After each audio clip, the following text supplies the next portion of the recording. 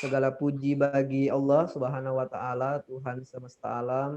Salawat dan salam mari sama-sama kita kirimkan kepada junjungan kita Rasulullah Sallallahu alaihi wasallam beserta dengan para keluarga beliau yang suci, juga para sahabat beliau yang setia menemani beliau untuk menegakkan ajaran agama ilahi, ya, ajaran ilahi di bumi ini.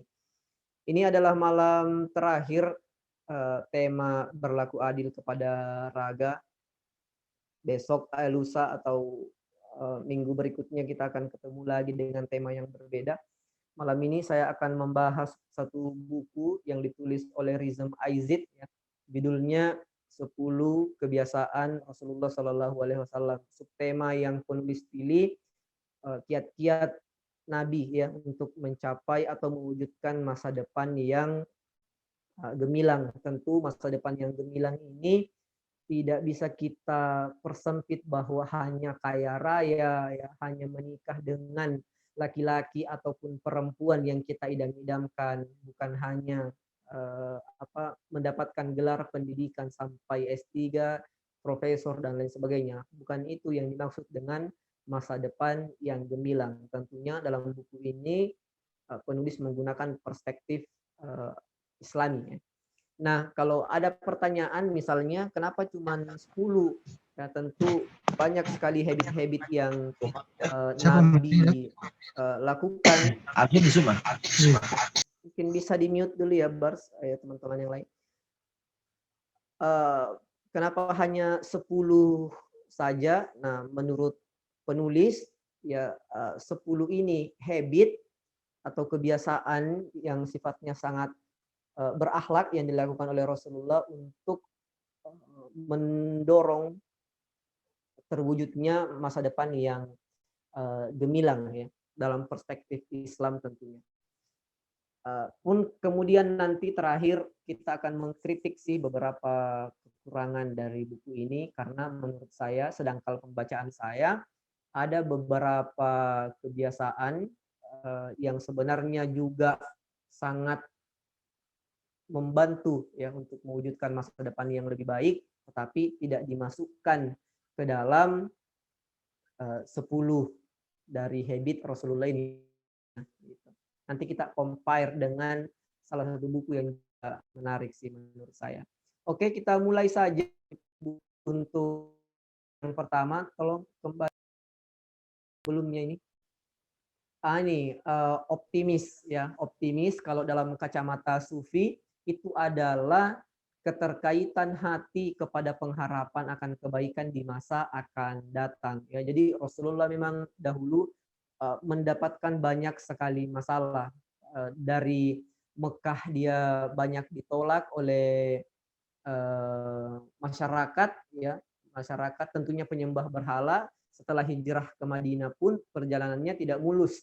Juga banyak sekali yang membenci beliau. Tetapi apa yang beliau lakukan, tetap melakukan dakwahnya, tetap optimis bahwa di masa depan akan banyak orang yang memeluk ajaran agama Islam, ajaran yang saya sampaikan. Tentunya disampaikan dengan metode yang tidak memaksa, ya, disampaikan dengan pendekatan yang lebih rasional, tidak memaksa, memerdekakan para pengikutnya tentunya. Nah, tetapi optimisme saja tentu tidak cukup, ya. Optimisme harus dibarengi dengan kerja keras. Nah, ini juga sih sebenarnya poin pentingnya kerja keras. Seberapa sebagus apapun bakat kita di satu bidang tertentu, misalnya di bidang olahraga, ya, kalau kita di resensi selalu mencontohkan ini, misalnya pun Messi lebih berbakat ketimbang Cristiano Ronaldo dalam hal sepak bola atau kecerdasan gerakan, tetapi Ronaldo latihan lebih keras daripada Lionel Messi. Akhirnya hari ini kalau kita melihat imbang nih antara dua pemain terbaik di dunia hari ini, imbang. Tetapi kalau mau lihat bakat, Messi lebih berbakat. Progresnya di La Masia lebih bagus, tetapi Ronaldo itu latihan bahkan dia datang 1 jam sebelum latihan resmi dimulai dan pulang lebih akhir. Dia selalu menambah porsi latihannya. Jadi gabungan antara kerja keras dengan bakat itu yang akan membuat kita sukses di masa depan. Kita akan melihat 3 aspek saja dalam hal ini ya, sebagai etos kerjanya Nabi. Yang pertama tentu sebagai pedagang, beliau membantu pamannya itu pada usia 12 tahun berdagang. Di usia 17 tahun dia sudah memimpin kelompok-kelompok atau kafilah-kafilah pedagang yang sangat besar. Disitulah dia mulai dipercaya oleh istrinya yang paling dia cintai, yang lebih tua daripada dia, dalam hal ini Khadijah. Disitulah Khadijah mulai jatuh cinta kepada Nabi karena kejujurannya dan kecerdasannya tentunya. Itulah mengapa dalam sebuah buku yang sangat menarik dijelaskan bahwa beliau ini bukan hanya seorang pemimpin rohani, tapi dia juga adalah seorang ekonom sejati. Jadi itu tadi dari aspek bahwa Nabi adalah seorang pedagang yang sangat ulet. Pengembala juga. Jadi memang banyak itu nabi-nabi sebagai pengembala, karena ternyata pengembala itu membantu karakter nabi, seorang pemimpin ya, menguji kesabarannya untuk mengantar kambing ke ke tempat gembala ya, ke kandang. Jadi latihan untuk memimpin umat salah satunya adalah dengan mengembala. Jadi memang rata-rata Nabi Musa, Nabi Isa itu dia pengembala. Termasuk Rasulullah SAW, dia juga seorang pengembala kambing. Dia juga sangat ulet bekerja sebagai seorang pengembala. Nah terakhir adalah sebagai seorang politisi. Itu silakan teman-teman baca itu Demokrasi Religius yang juga selalu saya jadikan sebagai referensi. Di situ dijelaskan betapa jelinya Nabi sebagai seorang politisi. Salah satu yang bisa kita lihat adalah ketika beliau nyusun Piagam Madinah itu, yang mengakomodir seluruh suku yang ada di Madinah, mengakomodir seluruh agama yang ada di Madinah tanpa mendiskreditkan seseorang pun. Selama dia melaksanakan haknya, dia pasti mendapatkan kewajibannya. Tapi kalau tidak melakukan kewajibannya, ya tidak mendapatkan haknya tentunya. Berikutnya adalah Rasul tidak pernah iri hati atau saat ya, bahasa Arabnya. Apa sih iri hati itu? Ada yang menafsirkan bahwa iri hati itu ya perasaan tidak senang melihat keberhasilannya orang lain. Kalau istilah nongkrongnya kita itu biasa dibilang tetangganya beli kipas angin, dia yang tak putar. Nah, itu namanya iri hati. Dalam sebuah hadis dijelaskan bahwa iri hati itu ibarat api yang membakar kayu. Kayu di sini dianalogikan adalah hati kita, adalah jiwa kita. Dan iri hati itu perlahan-lahan akan memberangus jiwa kita. Dan tidak menutup kemungkinan karena iri hati kita bahkan bisa membunuh orang lain. Ya, itu masih kecil gitu. Kalau misalnya kita memfitnah dia, kita mau menjatuhkan dia, ekstrimnya adalah karena iri hati kita bisa membunuh orang lain. Apakah ada contohnya? Ada. Yang paling pertama lakukan itu di muka bumi ini adalah anaknya Adam. Dalam hal ini Kabil yang membunuh saudaranya sendiri, Habil ya, karena dia iri hati. Kabil menganggap bahwa kenapa kurbannya Habil itu diterima oleh Allah sementara saya tidak. Nah, perasaan iri hati itu yang mendorong dia untuk melakukan pembunuhan itu, membunuh saudaranya sendiri. Jadi itu saking bahayanya sebenarnya iri hati. Ia ibarat api yang membakar kayu. Kayu itu adalah hati kita. Nah, ini pembunuhan yang pertama terjadi di bumi yang tercatat adalah pembunuhan Kabil terhadap Habil. Masih ada sih contoh lain banyak sekalipun tidak terbunuh. Misalnya ketika Nabi Yusuf dibuang oleh saudara-saudaranya ke dalam sumur karena merasa bahwa ayahnya Nabi Yusuf itu lebih sayang kepada dia ketimbang yang lain. Itu namanya iri hati. Jadi hati-hati terhadap penyakit ini, penyakit iri hati ya. Next.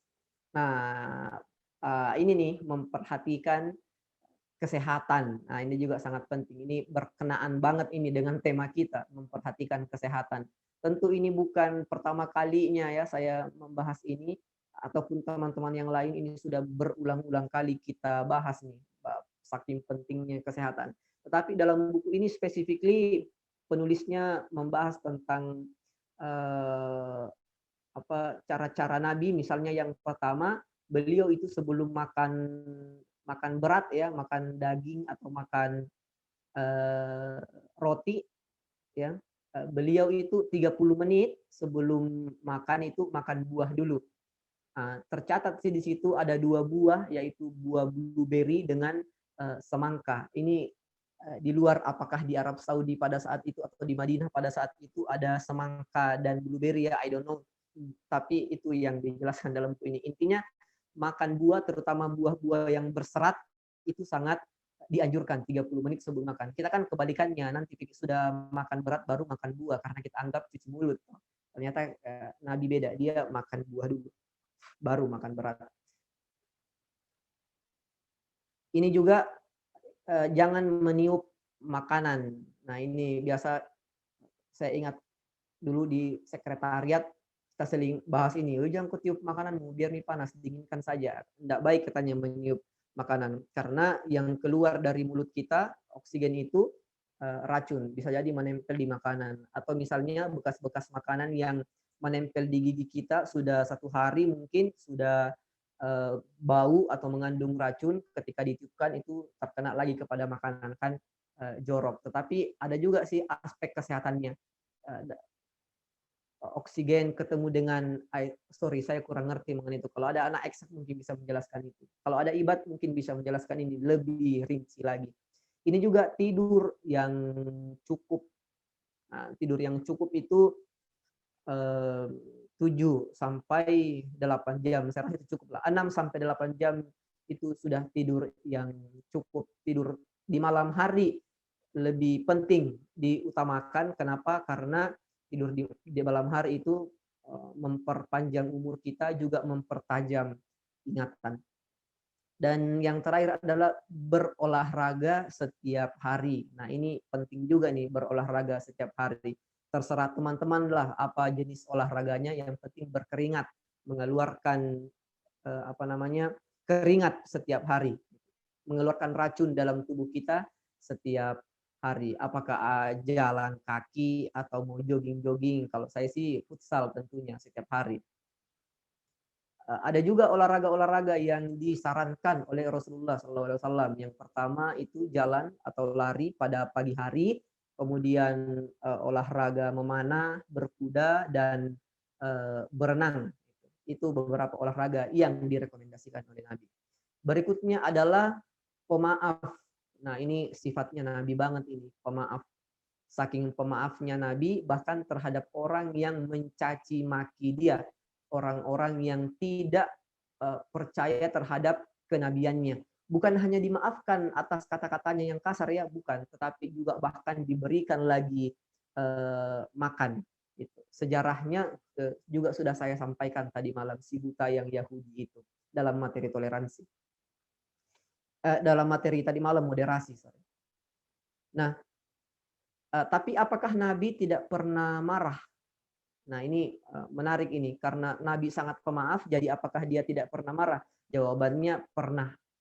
Kalau teman-teman misalnya, saya belum selesai baca sih bukunya, mungkin Al-Barsuda Daratu Muhammad, di situ dijelaskan, diriwayatkan ada sahabat yang tidak mengenali Nabi ketika beliau marah, jadi mimiknya langsung berubah gitu, berubah tidak seperti sebelumnya yang ramah, yang mukanya sangat kesemsem lihat itu auranya sangat positif. Jadi kalau dia marah, diriwayatkan ada urat yang melintang di dahinya. Itu dijelaskan dalam Daratu Muhammad, dan para sahabat tidak mengenali wajah Nabi ketika dia marah. Tetapi Nabi kalau marah itu bukan karena misalnya dirinya terhina, bukan. Dia malah marah ketika Islam dihinakan, atau ada orang lain yang terzolimi, ada orang-orang yang tidak mendapatkan haknya, ada orang minoritas yang tidak mendapatkan haknya, pada saat itu beliau marah. Tapi kalau untuk dirinya sendiri, misalnya ada yang menghina, bahkan ada yang melemparinya kotoran, beliau tidak marah. Tetapi kalau apakah beliau pernah marah? Pernah. Berikutnya adalah memuliakan tamu. Tamu itu adalah rezeki. Tidak disangka ada tamu, kita ngobrol misalnya dia menawari kerjaan untuk tentunya membantu kita ini mewujudkan masa depan gemilang kan tidak siapa sangka gitu, siapa tahu. Tetapi Nabi mengajarkan bahwa kita harus memuliakan tamu. Ada satu riwayat yang sangat membuat saya terharu ya, terharu. Bahkan menurut penulisnya satu kejadian itu yang menjadi sebab diturunkannya satu ayat Al-Asr, kalau saya tidak salah, sorry kalau saya salah ya, saya tidak terlalu hafal, tetapi pastinya atas peristiwa itu satu ayat diturunkan. Ada seorang sahabat, ada tamunya, dia mendapatkan tamu, tetapi tidak ada yang bisa dijamu ya kepada tamu itu. Maksudnya makanan sedikit sekali di rumah. Ada makanan, tetapi itu untuk anaknya, kata istrinya begitu. Ada makanan Pak, tapi ini untuk anak kita. Kemudian suaminya kemudian mengatakan, tidurkan dulu anak tak, biar ini dulu tidur. Nah, ini makanan untuk tamu saja. Kemudian istrinya lagi berkata, tetapi tamu ini hanya untuk seorang saja, porsinya hanya cukup untuk satu orang. Itu kan tidak enak juga kalau tamu tak makan, kita tidak makan gitu. Kemudian suaminya mengatakan, tidak apa-apa, kita matikan saja pencahayaan, kita buat gelap biar tamu kita makan, supaya dia tidak tahu bahwa saya tidak makan kayak gitu. Itu yang dia lakukan. Dan Rasulullah mendengar itu memuji, dan pada itu ayat itu turun. Itu bukti bahwa betapa Nabi sangat menganjurkan kita untuk memuliakan tamu. Juga ada satu riwayat yang sangat menarik, ini bulan suci Ramadan, itu ketika hendak berbuka keluarganya Sayyidina Ali, ada seorang miskin bertamu datang dan meminta makanan mereka untuk berbuka juga. Apa yang mereka lakukan, diberikan makanannya. Jadi mereka pada saat itu berbuka dengan menggunakan air putih saja. Saking memuliakannya. Next bar.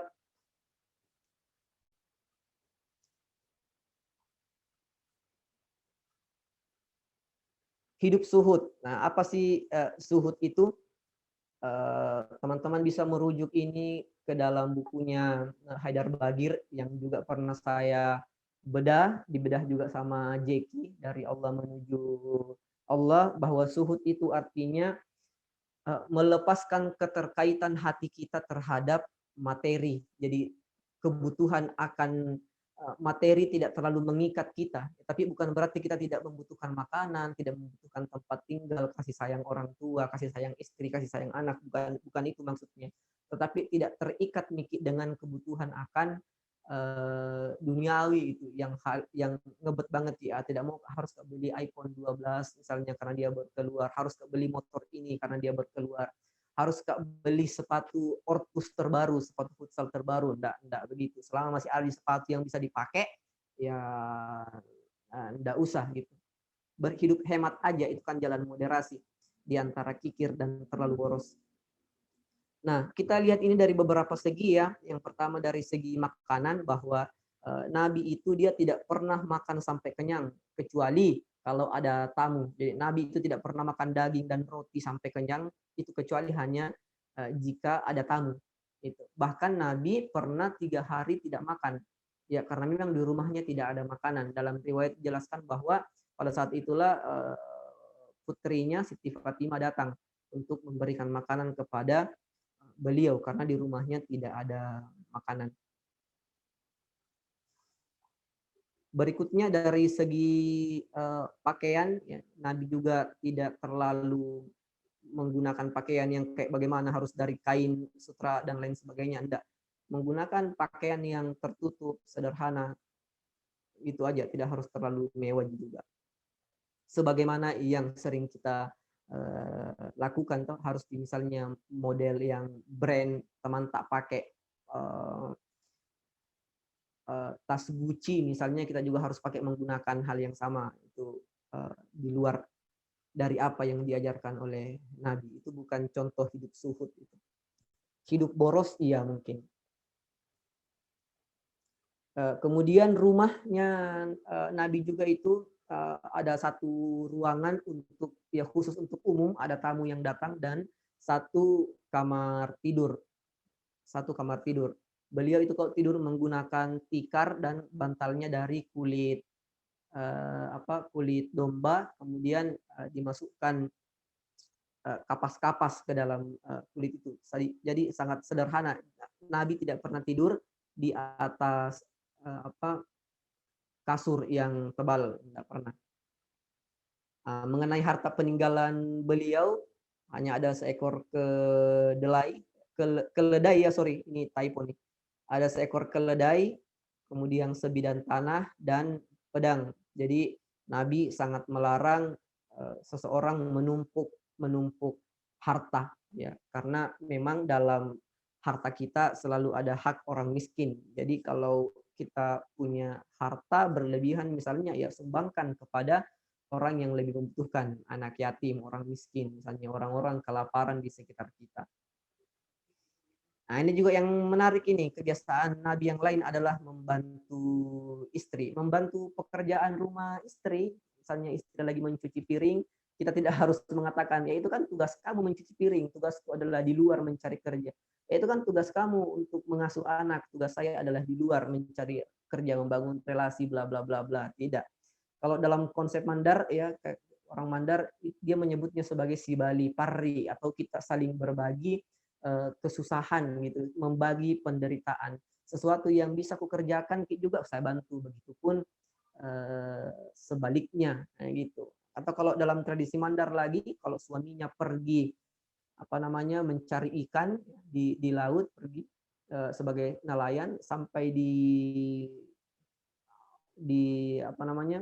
itu istrinya yang menjual ikan tersebut. Nah, itu si Bali Pardi. Jadi sangat penting untuk membantu istri ini juga, ya, sangat penting untuk membangun hubungan harmonis itu di dalam keluarga, karena ya masa depan yang gemilang itu salah satu ukurannya adalah keluarga.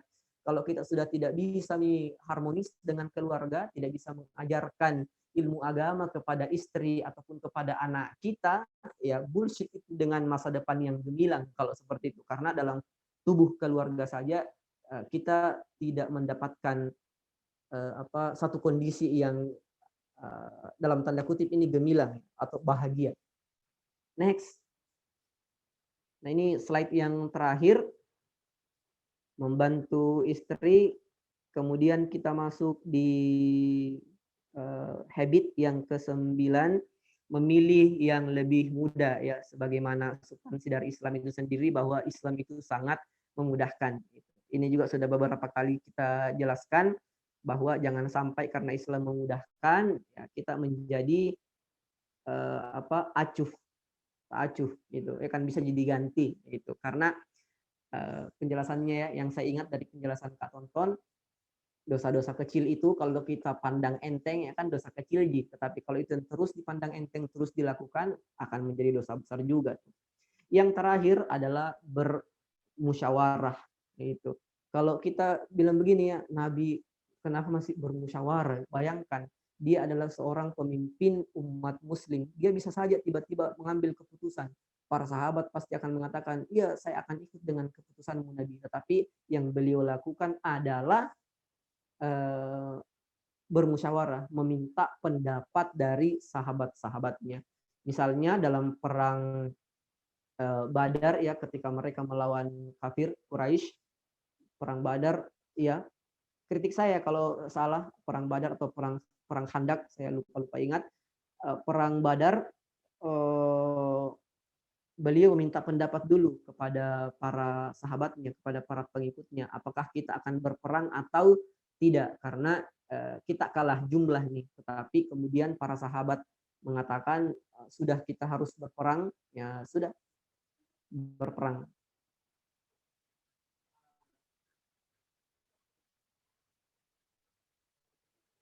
Nah, itu yang terakhir, ya. Sebenarnya saya ingin menambahkan satu yang mungkin luput dari pandangannya penulis. Sebenarnya ini saya dapat dalam bukunya Profesor Dr. Harus Samad, ya, judulnya adalah politik dalam pandangan Imam Ali. Ada satu riwayat yang mengatakan ketika Imam Ali dalam keadaan sakaratul maut pada saat itu, dia meninggalkan 2 pesan kepada kedua putranya, dalam hal ini Hasan dan Husain. sepeninggal saya, kata Imam Ali, jangan melepaskan dua hal ini.